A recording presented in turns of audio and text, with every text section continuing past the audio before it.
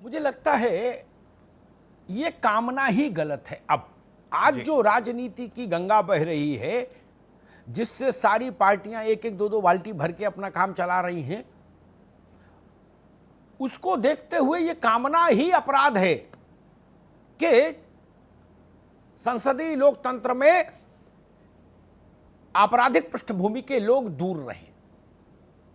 संभव नहीं।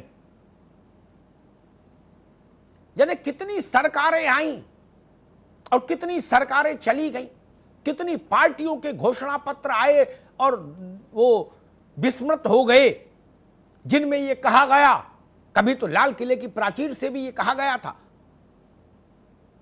कि 2 वर्ष के भीतर संसद और विधानसभाओं को अपराधियों से मुक्त कर देंगे। मुक्त तो कुछ नहीं हुए, बढ़ा उड़ गए। और अपराधी भी गजब गजब विकट विकट किस्म के जी।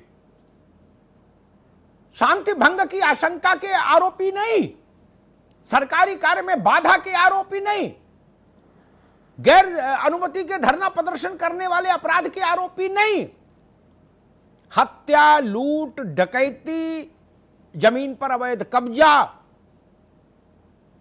स्त्री के विरुद्ध अपराध, इस तरह के भारी भरकम अपराधों से सुसज्जित लोग संसद और विधानसभाओं में पहुंचे। और इस मुद्दे पर, बाकी सब मुद्दे पर झंझट है। राम मंदिर पर झंझट, कॉमन सिविल कोड पर झंझट, 370 पर झंझट, हर चीज पर झंझट है इस देश में। एक ही चीज पर एक राय है। समूची सियासत नक्श से शिख तक एक मत है कि दागी हमारे और हम दागियों के। इस पर सब एक मत है, कहीं मत भिन्नता नहीं, कहीं वैचारिक विरोध नहीं, कहीं कोई दूसरी लाइन नहीं। ऐसा लगता है कई बार तो मुझे कि क्या राजनीतिक दल गुप्त रूप से अपराधियों को ढूंढने का, जैसे टैलेंट हंट नहीं कार्यक्रम चलते हैं, जी वैसे कोई अब क्रिमिनल हंट कार्यक्रम चलाते हैं क्या चुपचाप अंधेरे में, कि भाई देखो हर जिले जिले जाओ और जो बड़ा बवाली हो उसको पकड़ के मेरे सामने लाओ, उससे मिलवाओ यार, जिसका ताप हो जिले में। जी। जिस ढंग से आमद बढ़ रही है, जिस ढंग से वर्चस्व बढ़ रहा है, ये परिस्थिति है। और केसेस का हाल ये, जो अपराधी आ गए उनके विरुद्ध जो मामले अदालतों में है, उनका हाल मालूम क्या है? अंधेरे में विलाप करता हुआ मनुष्य, समझ लीजिए वैसी स्थिति है उन मामलों की। कोई पुरसन हाल नहीं, चल रहे हैं मुकदमे, लटक रहे हैं, अटक रहे हैं, भटक रहे हैं।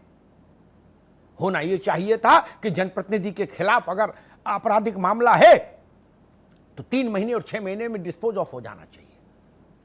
दोषी है तो बाहर जाए और निर्दोष है तो ठाठ से रहे, फिर आरोप क्यों झेले? लेकिन ऐसा नहीं। और इसके लिए कोई दल गंगा में खड़े होकर कसम खा ले टीवी के लिए, तब भी मान लेना आप लोग जनता से कह रहे हो कि झूठ बोल रहे हैं ये लोग। कोई दल इस बात के लिए हृदय से सहमत नहीं हो सकता कि अपराधियों का प्रवेश विधायिका में निषिद्ध हो। कोई दल नहीं होगा। पार्टी बंद करना मंजूर कर लेंगे, लेकिन ऐसा पाप नहीं करेंगे कि दागी को छोड़ दें ना। हम दागी के, दागी हमारे, कैसे छोड़ देंगे भाई? फिर करेंगे क्या? जब तक 2-4 कत्ल वाला, डकैती वाला साथ नहीं चले, तब तक भैया का भौकाल कैसे बनेगा? घंटी बजाने के लिए तो आई नहीं राजनीति में। मूंछों में चमेली का तेल लगा के जब निकले सड़क पर तो 4-6 बंदूकची होने चाहिए ना। वो मुफ्त में तो आते नहीं। वो कहेंगे तुम सांसद बन रहे हो, हमें विधायकी तो दिलाओ, और विधायकी तुम ले रहे हो तो पार्षद बनाओ, जिला पंचायत में भेजो। हमारी बंदूक का, हमारे अपराध का कुछ तो मेहनताना दो भाई। और उसी कुएं में भांग पड़ी, उसी से सब लोटा ले लेके पानी पी रहे। लेकिन सबसे दुखद पक्ष मालूम क्या है? अपराधी कुछ आ गए विधायिका में, ये दुखद है। लेकिन इससे भी ज्यादा दुखद क्या है, वो ये कि किसी भी मुद्दे पर एक राय न रखने वाली भारत की राजनीति इस मुद्दे पर सदैव एक मत रही। ऐसी विकट दुर्धर्ष एकता मैंने भारत के राजनीतिक दलों में किसी विषय पर नहीं देखी। आजादी की लड़ाई में भी मतभिन्नता थी।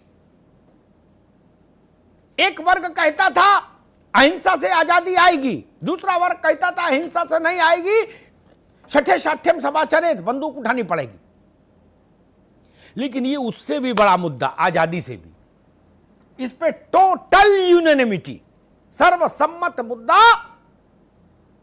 अपराधी रोके जाएं, ये भारत की राजनीति को मंजूर नहीं। सच यही है, इसीलिए आज चर्चा लाया।